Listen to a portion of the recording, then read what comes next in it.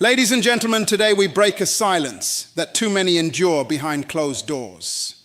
We shine light on a kind of hurt that confuses your soul, wounds your heart, and yet leaves no apology.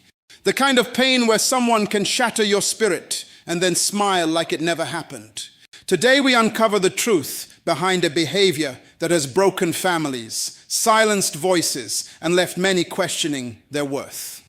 This is not just psychology, this is warfare on your identity. Let's talk about why narcissists hurt you and then act like nothing happened. Narcissists prioritize perception over reality. This is one of the most essential truths to understand if you're ever going to heal from the confusion, chaos, and emotional roller coaster they bring into your life. The narcissist doesn't live in the same emotional world as you. They don't process relationships through the lens of honesty, growth, or mutual care. Instead, everything they do is filtered through one obsessive and compulsive drive. How do I look?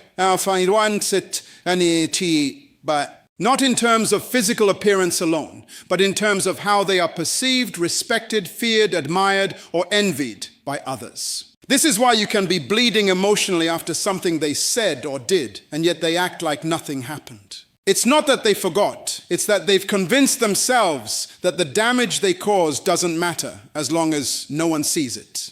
Their highest priority is never the relationship, it's always their image. This is what makes narcissistic abuse so disorienting.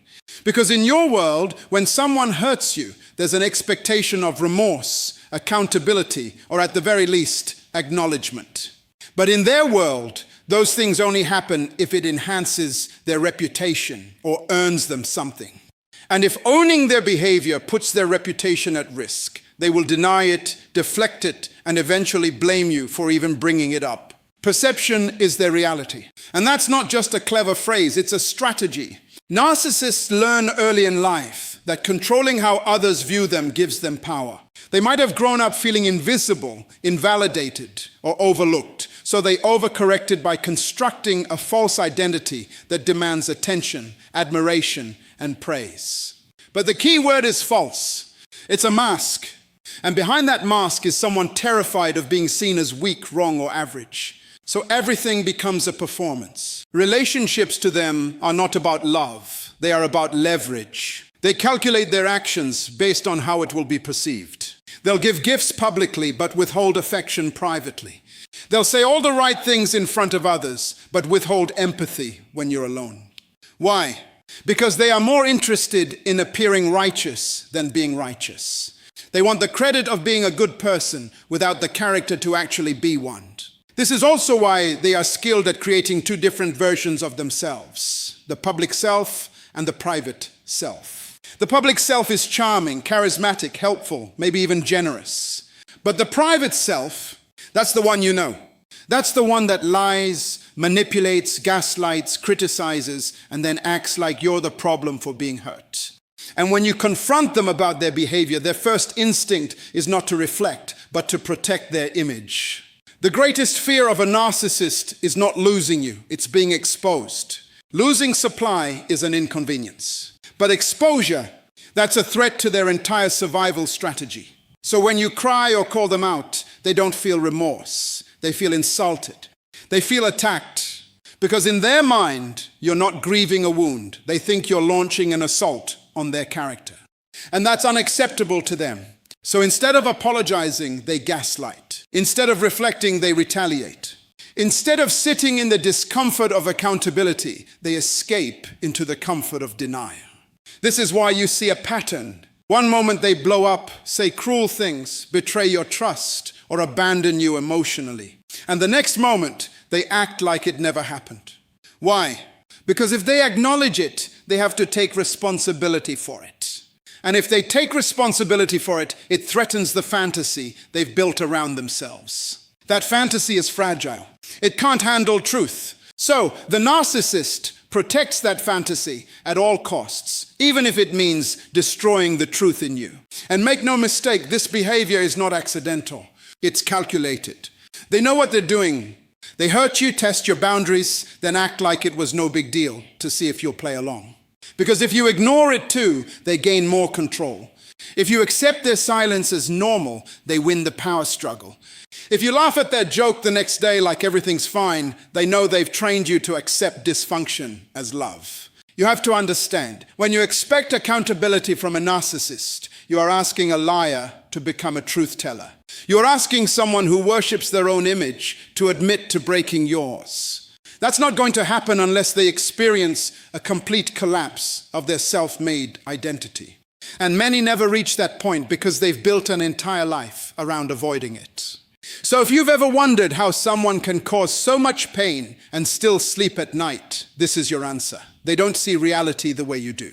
They sleep well because they believe the problem is yours. They believe they did what they had to do to stay in control.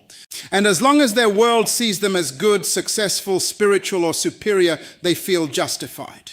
That's why your healing begins not when they admit what they did, but when you accept that they may never admit it. It begins when you stop trying to make sense of behavior rooted in deception. When you stop looking for closure from someone who's closed to truth. And when you stop measuring your worth by someone who only sees value in how you make them look. Narcissists don't prioritize truth. They prioritize perception. But you were born for more than a performance. You were born for truth, for love, for realness, and for healing that doesn't need an audience to be authentic. They lack emotional empathy. This statement, while simple, holds layers of truth that explain one of the most confusing experiences you'll ever have when dealing with a narcissist. You see, there's a difference between someone who makes a mistake and someone who wounds you with intention and then watches you bleed without blinking. It's not that they don't know they hurt you. Many times they do. It's not always ignorance, it's indifference. A narcissist can sit and listen to your cries, hear the quiver in your voice, and still remain unmoved. Why? Because they do not feel what you feel. They do not internalize your pain. It does not register to them the same way it would to someone who has genuine emotional empathy. Most people, when they realize they've hurt someone they care about, feel sorrow. They feel guilt. They are moved to apologize, to restore, to reconcile. But with a narcissist, that emotional register is absent. They understand emotions cognitively. They know what emotions are. They know what sadness looks like. They know what sorrow sounds like, but it does not reach their soul. They can describe pain, but they cannot carry it with you. When someone lacks emotional empathy, they can operate in relationships like a cold surgeon, cutting without caring. They may even explain your pain back to you in intellectual terms. They'll say things like, I get why you're upset, or I understand that hurt your feelings. But if you look closely, there's no remorse behind their words, just observation. They're not connecting to your pain, they're managing the conversation. They're studying your reaction, not comforting your heart. This is why so many people who love narcissists end up feeling emotionally starved. You're pouring love into someone whose emotional tank is not only empty, it's sealed shut. You could give them compassion, forgiveness, loyalty, vulnerability, but you'll get very little back. And if you ask for empathy, they might give you performance. They might act sorry. They might say what you want to hear. But the words are hollow and the change is short-lived. Because empathy is not just about saying the right thing. It's about feeling the other person's experience as if it were your own. It's about compassion that leads to change. Narcissists don't change out of conviction. They adjust out of strategy. They mimic empathy to maintain control, not to heal the relationship. You must understand this if you're ever going to be free from the emotional confusion they cause. Their lack of empathy is not your failure, it's their disorder. You didn't do something wrong to make them cold. You didn't fail in love, respect, or loyalty. You cannot outperform their dysfunction. Their inability to feel for you is not a reflection of your worth. It's a reflection of their wound. Many narcissists have a core of deep shame that they've never confronted. Instead of healing, they build a fortress of ego to protect that wound. They create a false self, an image of superiority, perfection, and control. And in order to maintain that image, they cannot afford to connect emotionally with others, because true empathy requires vulnerability. It requires stepping outside the fortress and saying, I was wrong. It requires taking responsibility for harm. That is something their pride won't allow. So instead of growing emotionally, they develop emotional strategies. They learn how to mirror others. They learn how to mimic care. They learn how to say the words, but they lack the heart. That's why their apologies feel off. That's why their comfort feels shallow. That's why you can sit in the deepest pain of your life and they'll change the subject like you're discussing the weather. And here's what makes it worse. When they realize that their lack of empathy has hurt you, they often turn it around and make you feel guilty for having emotions. They'll say you're too sensitive, that you're overreacting, that you're making things up, that you're impossible to please. And in doing so, they not only dismiss your feelings, they shame you for having them. It's not just the absence of empathy that damages you. It's the way they weaponize that absence. They turn your pain into a performance, your tears into ammunition, your honesty into weakness. And slowly, you begin to wonder if your emotions are valid at all. That's how emotional numbness spreads, not just from them, but into you. You start to shut down. You stop speaking up. You suppress your voice because every time you tried to show your heart, they used it against you. But hear this, your emotions are not the problem. Your pain is not the problem. The problem is expecting healing from someone who refuses to feel. It's expecting restoration from someone who doesn't think they broke anything. When you understand that narcissists lack emotional empathy, you stop waiting for closure they cannot give. You stop trying to make them care in a way they're not wired to. And when you accept that truth, not in bitterness, but in clarity, you start your own healing journey. You realize you don't need them to validate your feelings for them to be real. You don't need them to understand your pain for you to release it. You don't need their remorse to recover your joy. What you need is truth. And the truth is, people who lack empathy can't love you the way you need to be loved. But that doesn't mean you're unlovable. It means you're learning the most powerful lesson of all, how to protect your peace from those who profit from your pain. Narcissists do not simply hurt people by accident. They do it as a means of control. This is one of the hardest truths to accept, especially when you're emotionally invested in someone you believed loved, respected, or cared for you. But make no mistake, when a narcissist hurts you, it is not always out of impulse or ignorance. Often it is a calculated method to dominate the emotional climate of the relationship. Control is not just something they desire, it's something they crave. It becomes their measure of power, their proof of worth, their silent addiction. The more control they have over your thoughts, emotions, and reactions, the more inflated their sense of superiority becomes. When a narcissist lashes out, belittles you, disrespects your boundaries, or even gives you the silent treatment, they are testing the elasticity of your tolerance. They want to see how far they can push you without losing access to you. In their mind, if they can hurt you and you still stay, that means they own a part of you. Your endurance becomes their endorsement. Your patience, your silence, your attempt to keep the peace, all of it is interpreted as permission. Think of it like this. Every time you excuse their cruelty or rationalize their emotional violence, they view it as a successful power play. That's why apologies are rare or hollow.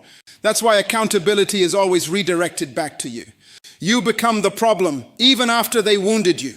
This isn't just manipulation, it's mastery of control through distortion. And they're strategic about when they choose to hurt you. It's often when you start to assert independence. When you begin setting boundaries, speaking up for yourself, or focusing on your healing, they sense the shift. That shift threatens their grip. And to re-establish dominance, they might provoke you, ignore you, shame you, or withdraw affection. This sudden change isn't random. It's tactical. They are reminding you, don't forget who holds the emotional remote. But why do they do it so casually? Why does it seem like they can throw emotional daggers and then act like nothing happened? Because the hurt itself isn't the point. The control it gives them is. If they can disrupt your peace and then pretend like everything is normal, they've reinforced their authority. It puts you in a psychological chokehold where you're not only managing your own pain, but also questioning your right to feel it. It forces you to either suppress your emotions or risk being labeled as too sensitive, dramatic, or even unstable. That double bind is how control seeps in quietly, invisibly, and deeply. They do not want connection. They want submission. The relationship may look like love on the outside, gifts, gestures, words, but at its core, it's a constant power negotiation. The narcissist always wants the upper hand. And what better way to get it than to train you to tolerate harm? Each time you minimize your own pain to keep them comfortable, they win. Each time you accept blame for the hurt they caused, they tighten the grip. Each time you seek their validation after they mistreat you, you feed the illusion that they're in control of your worth. The narcissist isn't just testing your love, they're testing your boundaries. And if those boundaries keep shifting to accommodate their behavior, they'll continue pushing. You become a puppet, and their weapon is not strings, it's confusion. This is why emotional abuse by narcissists is so hard to detect. It doesn't always come with shouting or slamming doors. Sometimes it's wrapped in sarcasm, jokes, or subtle comments that devalue you. Sometimes it's the long silences after you express a need. Sometimes it's the indifference after you cry. But it all serves the same goal, to remind you that they control the emotional thermostat. Your highs and lows are no longer yours, they dictate them. That is control. And when you confront them, when you finally find the courage to say, "You hurt me," you'll often be met with a dismissive shrug, a denial, or worse, an accusation. They might say, "You're too sensitive, you're imagining things," or "You always make a big deal out of nothing." These responses are not just dismissals, they are efforts to regain control. They are designed to destabilize you, to make you second-guess your experience, and to lead you back to the emotional cage you've been trained to live in. That's why healing from a narcissist is not just about distance, it's about deprogramming. You have to unlearn the belief that love should cost your dignity. You must uproot the idea that enduring pain is proof of strength. Because the longer you stay under the illusion of control, the harder it becomes to see your way out. Recognize this: someone who truly loves you will never need to hurt you to feel strong. They will not need to devalue you to feel worthy. They will not make you question your reality just to protect their ego. That is not love, that is emotional colonization. And once you wake up to this pattern, you take back what they tried to steal: your voice, your worth, your clarity. Because the greatest resistance to a narcissist is not rage, it's indifference. It's boundaries. It's no longer participating in the performance. The most powerful act you can take is to stop reacting and start detaching. When you no longer dance to the rhythm of their chaos, you take the music back. And with it, you begin to write a new song, one not composed of fear and confusion, but of peace, purpose, and truth. When a narcissist hurts you and then pretends like nothing happened, what you are witnessing is not forgetfulness, but a deliberate psychological tactic rooted in their need to rewrite the narrative. This behavior is one of the most disorienting and emotionally manipulative parts of a narcissistic relationship. It leaves the victim in a cycle of confusion, constantly questioning, did that really happen? Maybe I overreacted. That's the goal. To rewrite what happened in such a way that you doubt your own perception and ultimately your own reality. A narcissist's greatest weapon is not always what they do. It's what they pretend they didn't do. It's their ability to create an alternate version of events, one in which they are innocent, justified, or even the victim, while you are made to feel unstable, too sensitive, or dramatic. And the most disturbing part? They do it with such calm, such ease, and such indifference that you start to believe them. That's not amnesia. That's strategy. Narcissists are experts in narrative control. Why? Because they are image managers. They are constantly trying to manipulate how they are seen, both by others and by themselves. Accountability feels like a threat to their identity, so they avoid it at all costs. When confronted with the reality of their wrongdoing, they don't apologize with sincerity or acknowledge the pain they've caused. Instead, they gaslight, deflect, minimize, or dismiss. And when that doesn't work, they pretend it never happened at all. This behavior is not a glitch in their personality. It's the operating system. They cannot afford to live in a world where they are flawed in your eyes or theirs. So, rather than face the discomfort of growth, they retreat into denial. The moment you bring up how they hurt you, they might say things like, "That's not how it happened," or "You're being too emotional," or "Why are you still holding on to that?" The moment they utter those words, they are rewriting the script. And if you're not grounded in your own truth, you'll end up acting in a scene you didn't agree to. This rewriting of the narrative often happens in subtle ways. They may shift the timeline of events to make you seem irrational. They may change details about what was said, how it was said, or even deny the incident altogether. They act like nothing happened, not just because they want to avoid the consequences, but because by acting normal, they are conditioning you to accept dysfunction as normal too. The longer this continues, the more damage it does to your self-trust. This is psychological warfare. They're not trying to just get away with something. They're trying to gain authority over your memory. And once they do that, they don't just control the past. They control your present decisions and your future boundaries. You hesitate to speak up. You begin to question your emotional responses. You walk on eggshells, not because you're weak, but because you've been conditioned to believe that your truth is negotiable. But make no mistake, what they are doing is intentional. The refusal to acknowledge wrongdoing is an act of control. By pretending like everything is fine, they get to avoid responsibility and simultaneously reinforce their dominance. It's their way of saying, I decide what is real here, not you. And once someone convinces you to abandon your version of reality for theirs, they've won more than the argument. They've conquered your confidence. You must understand, narcissists are not looking for peace. They are looking for power. Their silence after an offense is not reconciliation, it's a reset. They hit the emotional reset button and expect you to play along. Why? Because if you do, it confirms that their behavior was acceptable. It tells them that they can hurt you, deny it, and still maintain access to your heart, your mind, and your life. This is why the healing process often feels so confusing. You're not just recovering from pain, you're recovering from illusion. You're not just dealing with betrayal, you're dealing with the reality that someone you trusted was committed to misunderstanding you, invalidating you, and erasing your pain. The good news is this: once you see the pattern, you can no longer be manipulated by it. The moment you decide to trust your memory, your emotions, and your discernment, the narcissist loses their grips. They may still try to rewrite the story, but you no longer need to read their version of the script. You were never meant to live in someone else's lie. You were created to live in truth, even if that truth is painful. Because pain processed in truth leads to growth, but pain ignored under illusion leads to bondage. And you were not born to be bound. So when they act like nothing happened, don't follow their lead. You don't have to get loud, but you do have to get clear. Clear about what you experienced. Clear about what you deserve. Clear about what you will no longer tolerate. And when you walk in that clarity, you won't need them to rewrite the story because you're finally writing your own. The more you react, the more validation they feel. This is one of the most disturbing truths about dealing with a narcissist.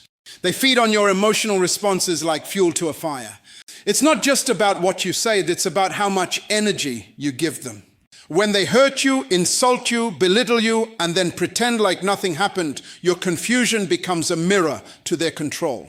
And the moment you engage, the moment you cry, argue, or try to explain how much they've wounded you, they smile inside. Because your reaction confirms their power. Narcissists don't crave love. They crave attention, emotional supply, and validation. And pain is one of the most potent ways to extract those things. They can't feel your pain the way you do, but they can measure their impact by how you respond. If you cry, they know they still matter to you.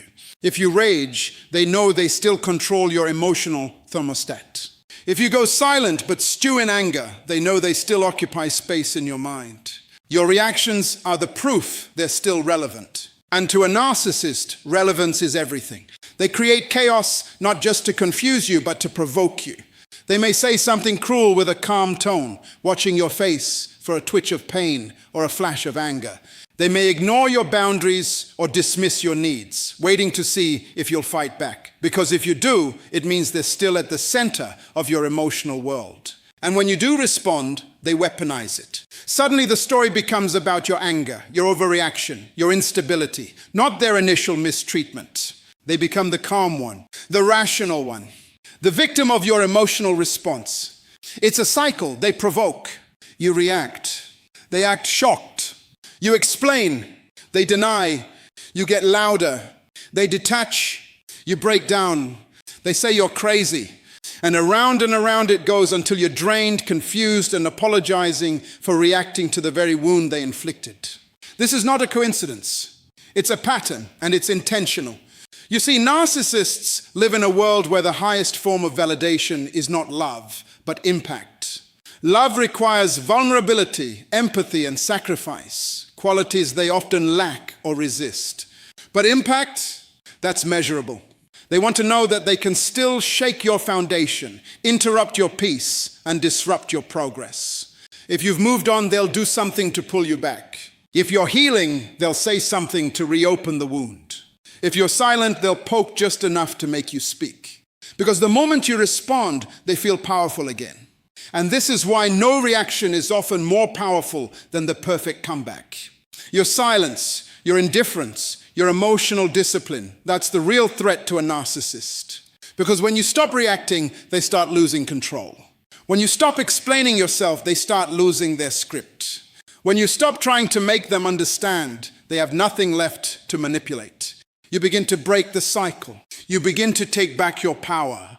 But this is easier said than done, because you're not just dealing with someone's words, you're dealing with wounds.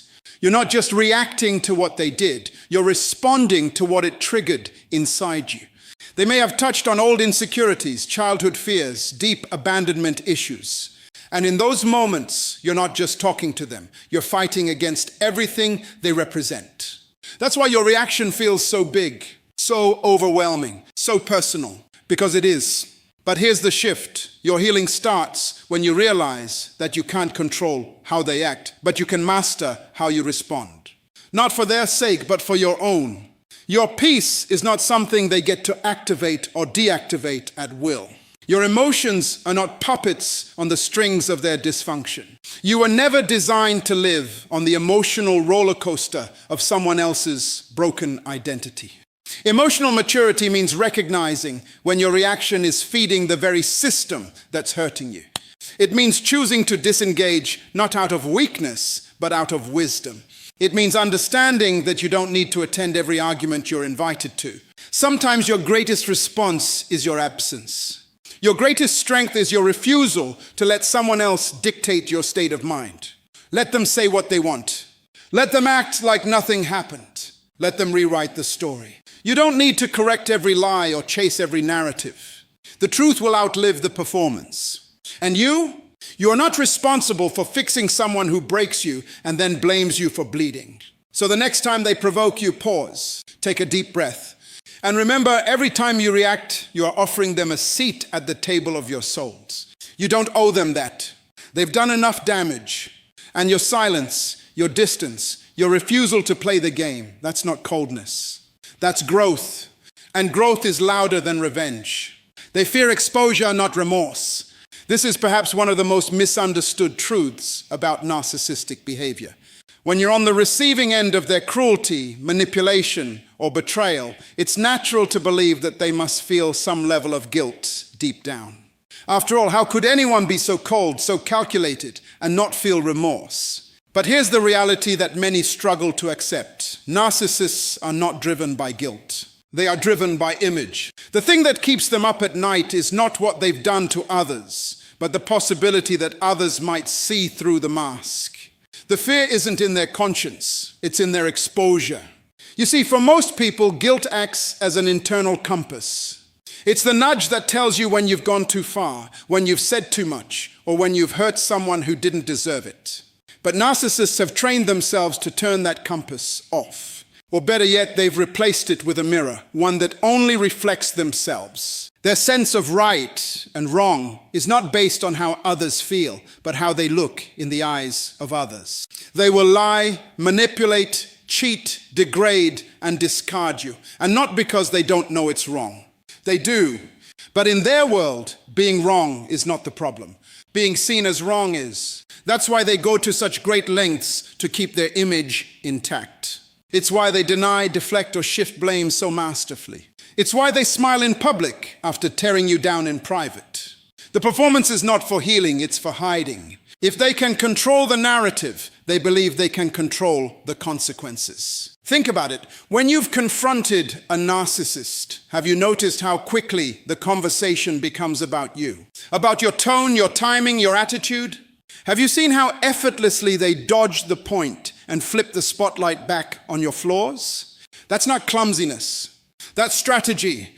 The more they distract you from the truth, the more time they buy to protect their false persona. What they fear most is exposure, because exposure brings consequence. Not necessarily legal or financial consequences, though those matter, but social and reputational ones. Narcissists survive on admiration, attention, and validation. Strip that away, and they are left with the very thing they cannot endure: insignificance. To be irrelevant in the eyes of others is the ultimate punishment for them. That's why they will fight tooth and nail to appear perfect, even when their life is a mess behind closed doors. They'll gaslight you to make sure you don't talk. They'll triangulate you with others to paint you as unstable. They'll act like nothing happened to make you feel like the crazy one. All of these are weapons of silence and control. Not because they're trying to restore peace, but because they're trying to avoid exposure. Understand this clearly. They do not apologize because they see the pain they've caused. They apologize, if they do at all, because they fear what might happen if others find out. Apologies in the narcissist's world are not acts of remorse. They're tactics of damage control. It's a script, not a sentiment. That's why you can't heal waiting on their confession. That's why you'll torture yourself trying to make them see what they've done. You're speaking to a wall, hoping for a window. The moment you realize that they're not afraid of hurting you, they're afraid of being exposed for hurting you, is the moment you begin to take your power back. Because then you stop personalizing the abuse. You stop internalizing their denial. And you begin to see their silence not as a mystery, but as a method. They pretend nothing happened, not because they've forgotten, but because if they acknowledge it, they risk being seen for who they truly are. Not the polished, charming, or spiritual version they sell to the world, but the fragmented, insecure, manipulative self they've hidden behind layers of performance. And here's the most sobering part. They fear exposure more than they value relationship. They will sacrifice the bond, the trust, the future, just to avoid admitting faults. That is how deep the image obsession runs. And that's why reconciliation with a narcissist often feels like chasing a ghost. You keep reaching for something human in someone who's decided that appearance matters more than authenticity. But you don't have to live in that cycle. When you understand that their silence is not ignorance, it's intent, you stop expecting an apology that will never come. You stop bleeding for someone who only fears the stain on their clothes, not the wound they caused. They don't fear what they did. They fear that someone might find out. And that, my friend, is not your burden to carry. When a narcissist hurts you and then pretends nothing happened, it's not forgetfulness, it's calculation. This behavior is not random or accidental. It is a carefully constructed strategy. They know exactly what they said. They remember the look on your face. They recall the moment you broke inside. But the reason they act as if nothing happened is because pretending is more powerful than apologizing. It's not that they forgot, it's that they want you to forget. Selective amnesia is one of the most damaging tools in the narcissist's arsenal. They will hurl words like knives, walk away, and then re-enter the room hours later with a smile, as if nothing occurred. This psychological maneuver is not just a sign of emotional immaturity. It's a subtle form of psychological warfare. By acting like there was no conflict, no betrayal, no wound, they're not just denying your pain, they're rewriting your reality. And over time, if you're not grounded, you begin to play along. Not because you're weak, but because you're tired. You're tired of explaining your pain, tired of asking for basic decency, tired of fighting for clarity in a relationship where one person is committed to distortion. So you start silencing yourself. You start minimizing what hurt you. You begin to normalize dysfunction. And that's exactly what they want. Narcissists understand something deeply about human behavior. If you deny something long enough, the other person may eventually question if it ever happened. They aren't trying to forget the event. They're trying to erase it from your memory by pretending it has no significance. This is gaslighting at its most insidious level. Not just denying what happened, but denying that it matters. When someone hurts you and then shifts back into casual conversation, this isn't emotional healing. It's emotional manipulation. It's a way to reset the dynamic, to place the responsibility back onto you to either bring it up and risk being labeled dramatic or negative, or to suppress it and pretend like you're fine. Either way, they win. Either you become the problem or you become silent. Both options give them control. And the truth is, narcissists thrive in environments where truth is unstable. They don't want truth, they want comfort. They want smooth waters, even if it means you're drowning beneath the surface. They don't mind if you're in pain, as long as they don't have to acknowledge it. Their amnesia is not about memory, it's about maintenance. Maintaining the image, maintaining the power, maintaining the illusion that they are always justified and never responsible. Now here's something even more alarming. This pattern, if left unchecked, will condition you. You will find yourself second-guessing not just their actions, but your reactions. You'll wonder if you're too sensitive, too emotional, too unforgiving. You will start apologizing for how you feel instead of standing in the truth of what happened. That's how deep the impact of selective amnesia can go. It doesn't just cause confusion, it breeds self-doubt.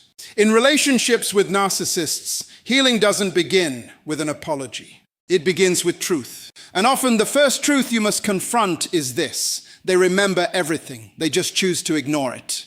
And if you wait for them to acknowledge what they did, you'll remain stuck in a cycle that was never designed to give you closure. You'll be held hostage to the idea that your healing is dependent on their recognition. But freedom comes when you realize their memory is intact, their integrity is not.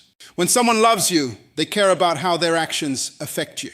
They don't just show up, they show remorse. They don't just continue life as usual, they make amends. But a narcissist is not interested in repair. They are interested in resetting the dynamic in their favor.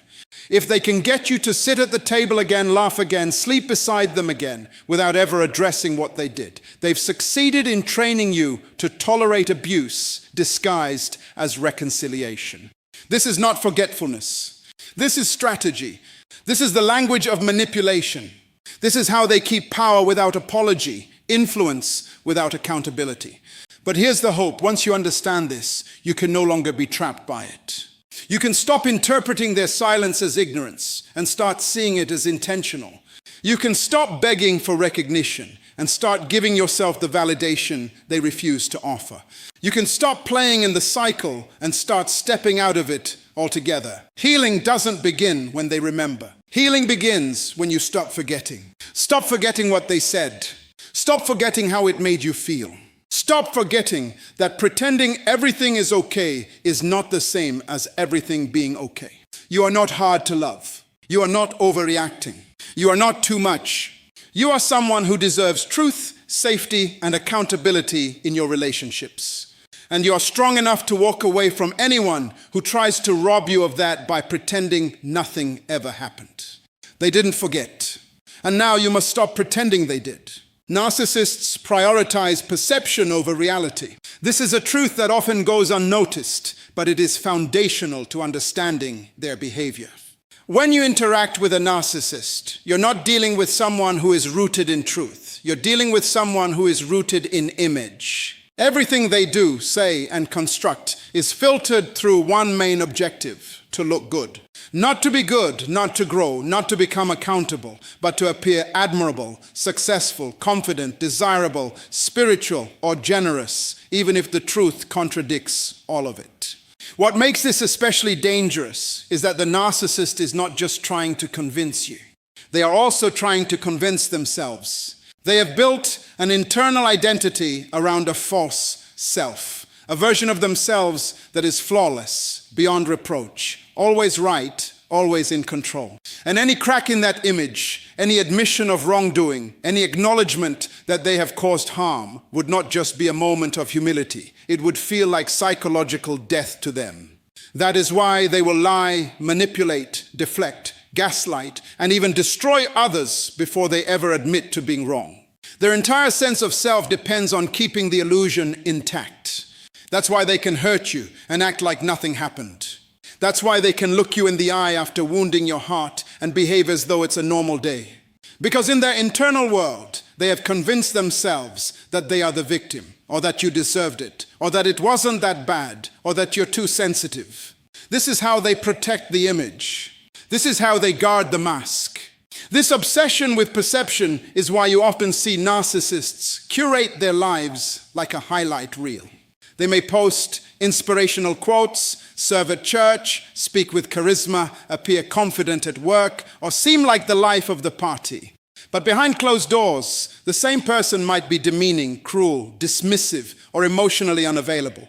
The gap between their public image and private behavior can be so wide that it causes cognitive dissonance in those closest to them. You begin to doubt your own experiences. Maybe I'm overthinking this, you say. Maybe I'm being too harsh. But you're not. You're just seeing the truth behind the curtain while everyone else is still applauding the performance. Narcissists cannot stand vulnerability, not in themselves, and often not in others. Because vulnerability reveals reality. It brings up imperfections, wounds, needs, and limitations. And those things are offensive to the narcissist's identity. They don't want to be seen as human. They want to be seen as exceptional, untouchable, superior. So, if admitting fault threatens that image, they will deny, dismiss, or distort the facts to avoid confronting it. And this makes meaningful resolution almost impossible. How can you repair what someone won't even acknowledge? In relationships, this dynamic becomes exhausting. You might try to have an honest conversation about how you were hurt, only to be met with defensiveness or silence. You might attempt to set a boundary, only to be accused of being selfish or unforgiving. You might see them do something cruel, only for them to later pretend it didn't happen. And if you bring it up, you're the problem. You're too sensitive, always negative, or never satisfied. Why? Because your truth disrupts their carefully curated image, and they'd rather lose you than lose the mask. It's important to understand that this need to maintain perception is not just about arrogance, it's about fear. Deep down, narcissists often operate from a wounded place, a core of insecurity that they have worked over time to hide, even from themselves. They fear being exposed. They fear being seen as flawed. They fear losing control of the narrative. And so they build a false persona to survive. But what began as a defense mechanism becomes a weapon when it is used to manipulate, exploit, and silence others. This is why confrontation rarely leads to change in a narcissist. If they are still prioritizing how things look over how things are, they will choose denial over growth, performance over repentance, and blame shifting over accountability. They are not looking for healing, they are looking for admiration.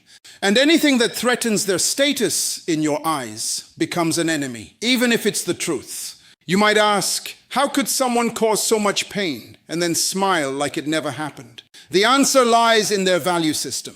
They value being seen as good more than doing what is good. They want applause without integrity. They want love without honesty. They want loyalty without responsibility. Because in their world, appearances are everything and truth is negotiable. But here's the empowering truth. Once you understand that their behavior is driven by perception, not reality, you stop taking it personally.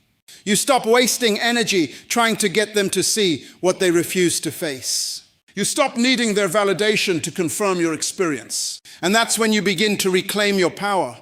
Because the moment you stop playing their game is the moment you start walking in truth.